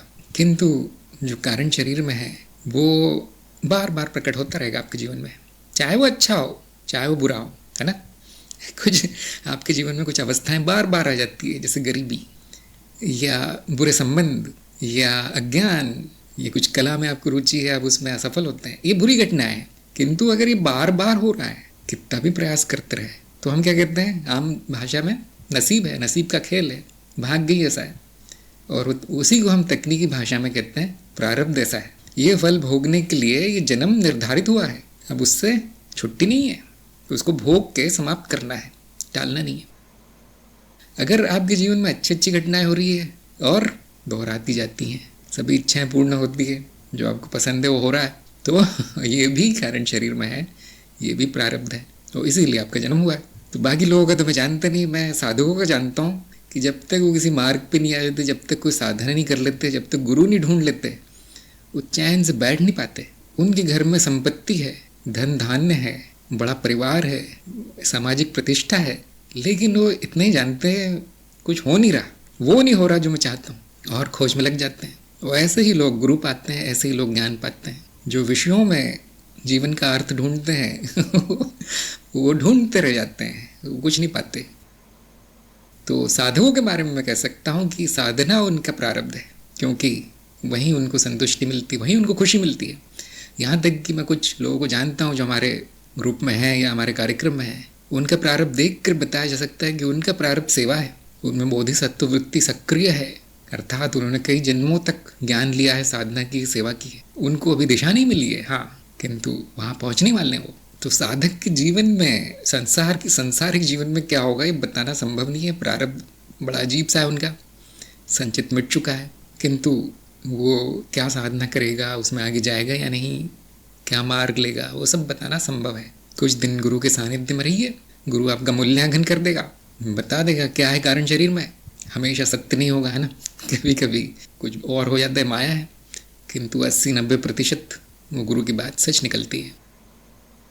श्याम ने कहा है कि ज्ञान मार्ग की तरफ मेरी विशेष रुचि है, फिर भी प्रेम एवं ध्यान मार्ग के ग्रंथ गुरुजनों की सुनकर भी आनंद की अनुभूति होती है। मन में संशय है कि कहीं मन मार्गों में भटक तो नहीं गया, मार्गदर्शन करने की कृपा करे। तो मेरा तो यही सुझाव रहेगा कि अन्य मार्गों में रुचि है तो अन्य मार्गों में जाइए, कोई बुराई नहीं है, वो भी आपको कहीं न कहीं ले जाएंगे, प्रगति करवाएंगे वो मार्ग भी। जब उनमें असंतुष्टि हो जाए तब ज्ञान मार्ग में आइए। बहुत से लोग ये सुन के आश्चर्यचकित होंगे, क्योंकि बहुत बार मैं बोलता हूँ भाई आप मार्ग ढूंढ रहे हैं तो पहले ज्ञान मार्ग में आना सबसे आसान है, सबसे सीधा है, सबसे कम समय में पूर्ण होता है, यहाँ पे लक्ष्य मिलता है। अब इनको क्यों आपने ठीक विपरीत उत्तर दे दिया? तो देखिए, वो जो मैं कहता रहता हूँ वो आम जनता के लिए है, सामान्य उत्तर है, वो सबके लिए लागू होता है। लेकिन हो सकता है कोई साधक हो जिसको दूसरे मार्गों में अधिक आनंद आ रहा हो, वो ज्ञान मार्ग की चकाचौंध देख कर प्रभावित हो गया थोड़ी देर के लिए, तो ऐसे व्यक्तियों को मैं दूसरे मार्गों पे भेज देता हूँ कि हाँ भाई आ जाना, बाद में हम कहीं जा तो नहीं रहे। तो शाम को भी मेरा यही सुझाव है कि दूसरे मार्गों में रुचि हो रही है, कोई भी मार्ग हो, वहाँ कुछ समय बिता कर आ जाइए, कोई बुराई नहीं है, कोई नुकसान नहीं है आपका। किंतु एक ही बात हम मना करते हैं कि 2-3 मार्गों पे एक साथ न चलें, एक के बाद एक हो सकता है। एक के बाद एक क्यों होगा? क्योंकि पहला विफल रहा, इसलिए तो आप जाएंगे। आदमी 2-4 शादियां क्यों करता है? पहली में वो बात नहीं थी दूसरी भाग गई, तीसरी मेरे लायक नहीं है, इसलिए ऐसा ही मार्गों का है। एक में अगर आपको पूर्ण सफलता मिल जाती तो आप दूसरी तरफ नहीं देखते। इसलिए मैंने कहा था जो ज्ञान, जिसको ज्ञान हो गया ज्ञान मार्ग में, उसके लिए बाकी मार्ग नीरस हो जाएंगे। जिसको अपनी पत्नी या प्रेयसी से प्रेम है, उसको कोई भी सुंदर नहीं दिखाई देता, कोई और नहीं पसंद आएगा। जहाँ प्रेम का अभाव है आप जानते क्या होता है। श्रेय ने पूछा है, ज्ञान मार्ग में आने से पहले अष्टांग योग के मार्ग पर चलता था, अब क्या फिर से उस मार्ग पर चल सकता हूँ? मैंने तो कहा है कि आपको सांसारिक कर्तव्य पहले खत्म कर लेने हैं, उसके बाद किसी मार्ग का सोचिए। अब इस मार्ग पे आप चल सकते हैं या नहीं, वो उस मार्ग के गुरु बताएंगे। ऐसा बहुत बार होता है, लोग मार्गदर्शन पूछते हैं दिखाओ मुझे मार्ग, लेकिन जो मैं बताता हूँ उनकी पसंद नहीं आता। वो ये कहते हैं कि मुझे वो बताइए जो मुझे पसंद है, तो उसको मार्गदर्शन नहीं कहेंगे। कभी कभी मैं जो कहता हूँ वो कुछ महीनों बाद, कुछ वर्षों बाद बदल जाता है, क्योंकि मैं देखता हूँ कि उस व्यक्ति में परिवर्तन है, तो मुझे मार्गदर्शन भी बदलना पड़ता है फिर अपना। ऐसा कौन गुरु होगा जो एक ही आदेश को लेकर बैठा रहेगा कि जब तुम 5 साल के थे जो मैंने कहा था वही करते रहो, अभी 25 साल के हो तो भी? ऐसा नहीं। जैसे जैसे व्यक्ति बदलता है उसको फिर नए नए आदेश मिलते हैं, नए सुझाव मिलते हैं, नई शिक्षा मिलती है। तो आप जो मैंने बताया है वो कर लीजिए, और 35 वर्ष की उम्र में मैं फिर से देखूंगा क्या होता है। उस समय भी ज्ञान मार्ग के लायक नहीं हुए तो फिर मैं आपको अष्टांग में भेज दूंगा। रिंको ने कहा है कि मेरा मार्ग निश्चित है, मैं ज्ञान मार्ग में हूँ, मैं गुरु आप हैं, साधना की प्रगति आपके सानिध्य में होगी। बहुत अच्छी बात है, चलते रहें, प्रगति करते रहें। हाँ, योवंदिता ने भेजा है, नया यंत्र बनाया गया है, आपको अपना मार्ग दिखाता है। और ध्यान दीजिए, उसकी शुरुआत में और उसके अंत में एक ही बात कही गई है कि अब तो गुरु के पास चले जाओ, है ना। वो केवल आपको एक इशारा देता है कि हाँ, कौन से गुरु के पास जाके पूछना सही होगा। तो अंतिम निर्णय गुरु का होता है, शिष्य का निर्णय नहीं होता। जो शिष्य अपने आप मार्ग पकड़ लेता है, या तो विलक्षण होगा, बुद्धिमान होगा, या फिर कुछ गलत पकड़ा होगा उसने। ये मार्गों का खेल बहुत अजीब है, क्योंकि कभी कभी मार्ग के उपयुक्त ना होने पर भी गुरुजन कह देते हैं हाँ आ जाओ। क्यों? वो देखते हैं अभी कोई और संभावना तो है नहीं इसके लिए, यहीं कुछ प्रगति कर ले, ऐसा सोचते हैं। जैसे सत्संग में आने से पहले हम नहीं पूछते आपका मार्ग क्या है, क्या तुम इस उपयुक्त हो या नहीं इस मार्ग के लिए, हम नहीं पूछते। सब लोग आ जाओ, मैं कहता हूँ सबके लिए है सत्संग। मेरे वीडियो जो बना के रखे सब देखो। हाँ, कुछ वीडियो जो सबको नहीं दिखाए जाते, लेकिन सबके लिए एक स्वाद लेने के लिए मार्ग को खोल दिया गया है। लेकिन जो फिर मेरे साथ रहता है कुछ दिन, मुझे फिर अनुमान होने लगता है कि हाँ, इसकी प्रगति कुछ होगी या नहीं होगी। कुछ लोग सीधे आकर कूद जाते मार्ग में, वो इतनी तेज भागते हैं कि फिर मुझे देखना भी नहीं पड़ता उस तरफ। कुछ लोग पड़े हुए हैं, कभी बोलते हैं मैं इस मार्ग में हूँ, कभी बोलते हैं उस मार्ग में हूँ, कभी इधर का प्रश्न पूछते हैं, कभी उधर का पूछते हैं। तो मुझे समझने में ज़्यादा देर नहीं लगती कि अभी सही समय आया नहीं है। जो कहता है हाँ ये जो आपने बताया वो मुझे जानना है, वो आज ही जानना है, अब मैं उसे घर जाके भी ज्ञान दे देता हूँ। तो हमने जो व्यवस्था कर रखी है वो आपके घर बैठे ज्ञान देने की व्यवस्था कर रखी है। ये ज्ञान मार्ग नहीं संभव है। क्या घर बैठे आप योगासन कर सकते हैं? नहीं, कुछ गलत हो जाएगा। क्या घर बैठे कुंडलिनी साधना कर सकते हैं? नहीं हो सकते, बहुत खतरा है। क्या घर बैठे तंत्र हो सकता है? नहीं हो सकता, गुरु चाहिए। इसीलिए ये क्योंकि संभव है, क्योंकि संकेत मात्र करना होता है, सत्य सामने है आपके, तो ये घर बैठे हो सकता है। यही एक मार्ग है जिसके लिए आपको कहीं नहीं जाना पड़ता, किसी हिमालय में नहीं जाना पड़ता, किसी दूसरे देश की यात्रा नहीं करनी पड़ती। प्राचीन काल में शास्त्र वेद उपनिषद माध्यम थे जो घर बैठे हो जाता था, लेकिन सबको नहीं। जिनकी बुद्धि विलक्षण है वो शास्त्र को समझने में ही उनको 25 साल निकल जाते थे। संस्कृत का ज्ञान होने में, व्याकरण का ज्ञान होने में, वो शास्त्र का अध्ययन होने में, फिर वो याद कर लेते थे पूरा। याद हो जाने के बाद गुरु उनको बताता था उसका अर्थ क्या है। तो इतना आसान नहीं था। देखिए, प्रकाश ने पूछा है चेतना के स्तर को कैसे बढ़ाया जा सकता है? संपूर्ण ज्ञान में हमेशा रहकर, हमेशा स्मरण में रहकर। ये प्रयोग की बात है, साधना की बात है। जितनी ज़्यादा साधना करेंगे उतनी चेतना बढ़ती है। साक्षी भाव की साधना, हाँ, प्रकाश का त्रिज्ञान हुआ है। हाँ जी, बिल्कुल साक्षी भाव की साधना कर सकते हैं आप। और जो बोधि वार्ता यूट्यूब में जागृत अवस्था के प्रयोग का वीडियो है, वो एक बार देख लेंगे तो आसान हो जाएगी साधना। या वंदिता से मार्गदर्शन लेते रहिए, पूछते रहिए कि आज मेरी चेतना नहीं है, इस कारण नहीं है, अब क्या करूँ, ऐसे पूछते रहिए। और चेतना के विषय पे कई वीडियो बनाए जा चुके हैं। यहाँ सत्संग में भी बहुत से लोगों ने अपने अपने चैनलों पे संग्रहित किया हुआ है चेतना का, तो वो सब आपको मिल सकता है।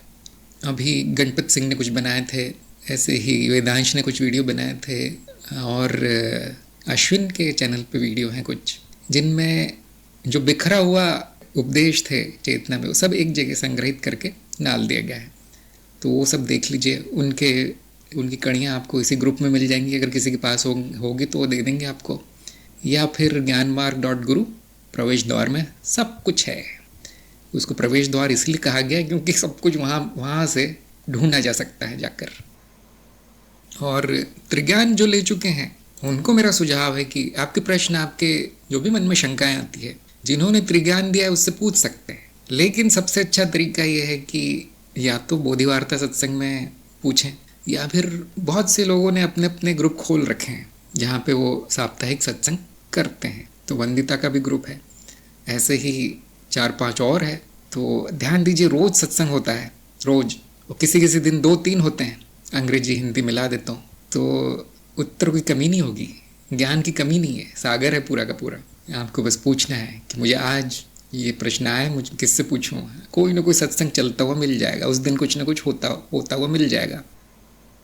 और हाँ, सत्संग कौन से हैं, कहाँ है, वो भी प्रवेश द्वार के द्वारा मिल सकता है। और गुनी से सीधे प्रश्न करके भी पूछा जा सकता है। सीधे संदेश भेज देंगे तो वहाँ सब कुछ मिल जाएगा आपको, जो भी आपकी आपकी साधना के लिए ज़रूरी है सब कुछ दे दिया गया है। अच्छा, पुनीत ने प्रश्न पूछा है कि आप कभी कभी किसी वीडियो में विभिन्न मार्गों का थोड़ा सा उल्लेख कर देते हैं। ऐसा वीडियो देखने के बाद किसी किसी साधक में अन्य मार्गों के प्रति भी रुचि जागृत हो जाती है और उसके प्रति आकर्षण बढ़ जाता है। हाँ जी, ये मैं जानबूझ के करता हूँ, क्योंकि हो सकता है वो साधक इतना नया हो कि उसने उन मार्गों के बारे में कभी सुना ना हो, और हो सकता है कि वो उसका मार्ग हो। तो ऐसे लोगों के लाभ के लिए थोड़ा बहुत बता दिया जाता है। देखिए, आप ये चाहते हैं वो इस मार्ग में मिलेगा, इस मार्ग में ऐसी साधना है, उस मार्ग में वैसी साधना है, तो उनसे उनका बहुत लाभ होता है। हमारे यहाँ ऐसे प्रतिबंध तो लगा नहीं है कि हम जानकारी नहीं देंगे। जानकारी आपको हर चीज़ की मिलेगी, हर मार्ग की मिलेगी। मैं तो ये बोल रहा हूँ कि आपको दूसरे मार्गों की जानकारी चाहिए तो वो भी दी जा सकती है, कि मेरा कोई गुरु नहीं है, मैं इस मार्ग पर चलना चाहता हूँ, थोड़ा बताइए क्या होता है। बिल्कुल बताया जाएगा, लेकिन मैं चला नहीं सकता आपको उस मार्ग में। आपको भेज दिया जाएगा कि मेरी ज्ञान की सीमा इतनी है, इस मार्ग के बारे में इतना जानता हूँ मैं, आगे आपको गुरु बताएंगे। सत्संग अध्यात्म में आने का द्वार है, केवल कार्यक्रम में आने के लिए नहीं है। शुरू में जब शुरू हुआ था तो बहुत यहाँ पे कचरा था बहुत शोर होता था सत्संग में, तो बहुत से लोगों ने कहा जो कार्यक्रम में उनको छोड़ के सबको निकाल दीजिए या उनके लिए अलग ग्रुप बनाइए। तो मैंने कहा फिर ठीक नहीं होगा, क्योंकि बाकी लोगों के लिए द्वार बंद हो जाएंगे अध्यात्म के, क्योंकि जैसा यहाँ है वैसा कहीं नहीं है इस विश्व में। पहली बार हुआ है सारी पृथ्वी पे कि एक पैसा नहीं खर्च करना पड़ता, घर से एक कदम नहीं निकालना पड़ता, और उनको मार्ग दिखा दिया जाता है। तो इसलिए वो खुला है, सत्संग सभी मार्गों के लिए खुला है। लेकिन आपको साधना ज्ञान मार्ग की ही करवाई जाएगी। और आजकल तंत्र मार्ग शुरू किया है, तंत्र बोधि, और जिन्होंने वो समाप्त किया है वो यही कहेंगे कि ज्ञान मार्ग का ही बदला हुआ रूप है हमें धोखा हुआ है, आपने हमें धोखे से दोबारा ज्ञान मार्ग सिखा दिया है। हाँ, माया का रूप है, माया ने ही ज्ञान मार्ग का रूप बदल के तंत्र बोधि का रूप ले लिया है। ऐसा नहीं कि जानकारी की कमी है, जानकारी बहुत ज़्यादा है, बहुत ज़्यादा मात्रा में है, उपलब्ध है। आजकल जानकारी का युग है देखिए, लेकिन हाँ, कौन सी मेरे लिए है ये जानना बड़ा कठिन है। रिंको ने कुछ भेजा है संदेश, एक विरक्ति सी रहती है जैसे अभी जॉब के लिए इंटरव्यू की तैयारी भी कर रही हूँ, बस बुद्धि एकदम से घूम न जाए। नहीं, बुद्धि और तेज हो जाती है। जिससे व्यक्ति विरक्त है वो उसको और सुंदरता से कर सकता है, ये तथ्य की बात है। आप ढूंढ सकते हैं इसको कि जिस कार्य में विरक्ति भाव है उसके बिगड़ने का इसकी संभावना कम होती है। जिसमें अहम भाव लगा है कि मेरा कार्य पता नहीं ठीक होगा या नहीं, या मुझे सबको दिखाने के लिए इसको अच्छा ही करना है, तो उसमें ये अशुद्धि आ जाती है थोड़ी सी, और फिर वो इतना सुंदर नहीं हो पाता। नीता ने पूछा है, विकास क्रम किस आधार पर होता है? पशु पक्षी आदि में चेतना का स्तर अलग है मनुष्य की अपेक्षा। हाँ, विकास का आधार प्रकृति स्वयं है, देवी स्वयं है, माया स्वयं है। और कौन सा आधार हो सकता है इसका? यही परम आधार है कि विकास क्रम प्राकृतिक है, अपने आप हो रहा है, धीरे हो रहा है। धीरे भी क्यों कहेंगे उसको? ये मनुष्य की बुद्धि के अनुसार धीरे हो रहा है। मनुष्य को जल्दी होती है हर चीज़ की, इसलिए हम कहते हैं कि थोड़ा अध्यात्म में आ जाओ, साधना कर लो तो विकास क्रम तेज होगा।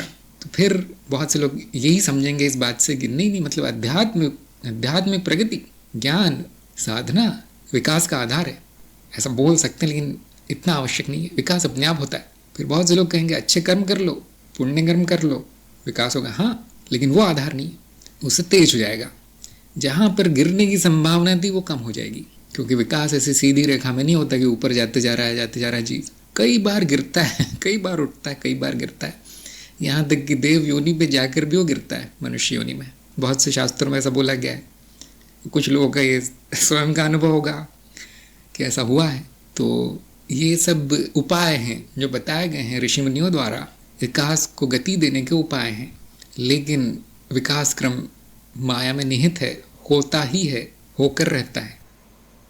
बहुत से लोग ये भी कहेंगे कि नहीं, आपने कहा था कि जो आत्महत्या करते हैं वो पूरा पतन हो जाता है, उनका कोई विकास नहीं होता, और जो बुरे कर्म करते हैं उनकी नीचे योनियों में गति होती है, दुर्गति, ऊपर में नहीं, उन्नति नहीं होती। हाँ, ये बात सत्य है किंतु नीचे जाने के बाद फिर ऊपर ही जाते हैं। जैसे मान लीजिए कि सोने का गहना मैला हो गया, टूट गया, टूट फूट गया, या वो आजकल फैशन में नहीं है, वैसा कोई नहीं पहनता, हंसते हैं आपको देख के वो, तो उसको क्या करते हैं, हम पिघला देते हैं। अब आप कहेंगे देखिए उसकी अवनति हो गई, नीचे गिर गया, वो तो इतना अच्छा गहना था। नहीं, वो सुनार उसको फिर से ढाल देता है नए गहने में। वो कलाकार उसको नई कलाकृति बना देता है उसकी, चाहे वो सोना हो चाहे मिट्टी हो, कुछ भी हो। ऐसे ही माया है प्रकृति, जो पूरी तरह गिर चुका है, नष्ट हो चुका है, बर्बाद हो चुका है, उसको लेकर वो नई कृति बना दी जाती है। तो इसलिए हम कहते हैं कि विकास तो होकर रहता है, कितनी भी निचली योनि हो होगा, लेकिन पता नहीं कब। फिर हम कहते हैं मनुष्य योनि में आ गए तो पतन नहीं होता। इसमें भी थोड़ा सत्य है। क्यों? यहाँ पर बुद्धि प्रकट होती है, बुद्धि के द्वारा जाना जा सकता है सही कर्म क्या है। पशु पक्षी तो जैसा उनका प्रोग्राम है वैसे चलते हैं, उनमें जो भरा गया है पूर्ण रूप से वही होगा, थोड़ी बहुत प्रगति होती है उनकी। किंतु मनुष्य में बुद्धि है, अब वो बुरे कर्म या जो पतन की ओर ले जाता है मार्ग, उसको त्याग सकता है। उससे ऐसा प्रतीत होता है कि उसकी प्रगति तेज हो गई, उसका विकास तेज हो गया। क्यों? अब वो नीचे गिरने वाले दौर नहीं आ रहे हैं, अब ऊपर उठने वाला दौर अधिक आता है। वो संभावना बढ़ जाती है कि ऊपर ही ऊपर जाएगा वो, क्योंकि बुद्धि मनुष्य को ही प्राप्त है। बाकी जानवरों में है लेकिन इतनी ज़्यादा नहीं जितनी मनुष्य में। यहाँ पर आकर हम कहते हैं अब विकास होकर ही रहेगा इसका। और ऊपर से हम ये भी कहते हैं जो अध्यात्म में आ गया, किसी भी मार्ग में आ गया, उसकी देव योनि पक्की हो जाती है। तो आप बिल्कुल सही मार्ग पे, चिंता मत कीजिए। आप जो माया में होता है उसी को अच्छा किया जा सकता है। देखिए मनुष्य और कुछ नहीं कर सकता, जो पहले से हो रहा है इस अस्तित्व में उसको थोड़ा बहुत सहारा देकर तेज किया जा सकता है, अच्छा किया, सुंदर किया जा सकता है। स्थित प्रज्ञ ने कहा है जो शिष्य आपके निर्देश नहीं मानता, आप उसके साथ बहुत कठोरता का व्यवहार करते हैं, वो कई बार उसे कार्यक्रम से भी निकाल देते हैं। मेरे मन में गुरु के प्रति धारणा बनी हुई है कि वो अपने शिष्य की हर गलती को माफ़ करके उसे मार्ग पर चलाता है। आपके इस व्यवहार से आपके प्रति भय का भाव आ गया है, इससे कैसे मुक्त हुआ जाए? ये बात सही है, ये बात सही है कि जो निर्देश नहीं मानता मैं उसको बहुत डांटता हूँ, और ये डांटना ही उसके लिए प्रेम है ना। जिसको मैं, अगर मैं चाहूँ कि इसकी प्रगति ना हो, उसको मैं कुछ भी नहीं कहूँगा कि ये भटक रहा है, भटकने तो मुझे मेरा क्या जाता है। किंतु यदि उसको मैंने कुछ कड़वा बोल दिया तो इसीलिए क्योंकि ये इच्छा बची है मुझ में कि थोड़ा तो आगे जाए। तो ध्यान दीजिए कि अगर मेरे 100 शिष्य हैं तो उसमें से 50 ही मेरी बात मानते हैं, बाकी के 50 अपना अपना कर रहे हैं, उनको मैं कुछ ज़्यादा बताता भी नहीं हूँ। तो क्या मैंने उनको निकाल दिया है? नहीं, सबके सब मार्ग पर हैं। किसको मैं निकालता हूँ? जो कुछ गलत कर देता है, जिसको करने से रोका गया था, विशेष रूप से बताया गया था ये मत करना तुम, वो करता है, तो फिर उसकी भलाई इसी में है कि यहाँ से चला जाए। क्यों? बाकी लोगों का नुकसान हो रहा है। देखिए बाकी लोगों के लिए गलत उदाहरण प्रस्तुत हो रहा है, और फिर बहुत से शिष्य आएंगे नहीं यहाँ, वो कहेंगे गुरुजी तो हर किसी को ले लेते हैं, किसी की प्रगति हुई नहीं यहाँ पर। ऐसे ऐसे लोग बैठे हुए सत्संग में जो गालियाँ देते रहते हैं, तो उनकी खातिर मुझे उसको निकाल देना पड़ता है कि मेरा तो कुछ नहीं करेगा वो, लेकिन दूसरों का ज़रूर नुकसान कर रहा है वो। तो उदाहरण के लिए निकाल दिया जाता है ताकि वो एक उदाहरण बने। मेरा निर्देश तो बहुत सरल है, देखिए कि आप लोग प्रगति करें, सब लोग मार्ग पे आगे बढ़े। मैं तो 24 घंटे ही करता रहता हूँ, यहाँ तक कि कुछ शिष्य हैं मेरे वो 24 घंटे कर रहे हैं आजकल। तो गुरु वो नहीं होता जो शिष्य को मक्खन लगा के चिकनी चुपड़ी बातें करके पकड़ के रखता गोद में बिठा के, वो गुरु नहीं होता। गुरु को जो उचित है वो करना पड़ता है। तो यहाँ पर मैं सत्संग समाप्त करता हूँ। आशा है सबको उत्तर मिले होंगे, सभी लोग मार्ग पे चलते रहिए। सब कुछ आपके कल्याण के लिए, आपकी भलाई के लिए है, और मेरी भलाई आपकी प्रगति में है, मुझे उसका पुण्य मिलता है, मेरा स्वार्थ यही है। सभी का सत्संग में आने के लिए बहुत बहुत धन्यवाद। नमस्कार।